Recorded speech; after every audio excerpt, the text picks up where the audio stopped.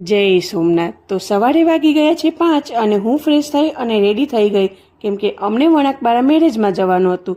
ત્યારબાદ મંદિરે જઈ આવી અને નીકળી ગયા જવા માટે। અને સવારમાં વેધર એટલું મસ્ત હતું કે એમ થતું હતું કે આખો દિવસ આ જ રીતે રહેવું જોઈએ। ત્યારબાદ દીવ પહોંચ્યા અને ફાઇનલી વણાકબારા પહોંચી ગયા।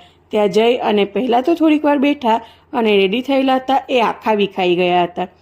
ત્યારબાદ અમને નાસ્તો કરી લીધો અને ત્યાં માર્કેટમાં ગયા અને તડકો એટલો હતો અને મને ગરમી થતી હતી અને કંટાળો પણ આવતો હતો, એટલે હું આમથી આમ ફરતી હતી અને અહીંયા તો બોટોની સામે જ ઘણા બધા મકાન હતા।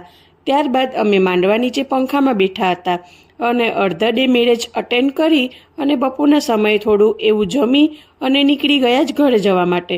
અને અમે અહીંયા હોડીમાં બેઠી ને બીજી પાર જવા માટે નીકળ્યા।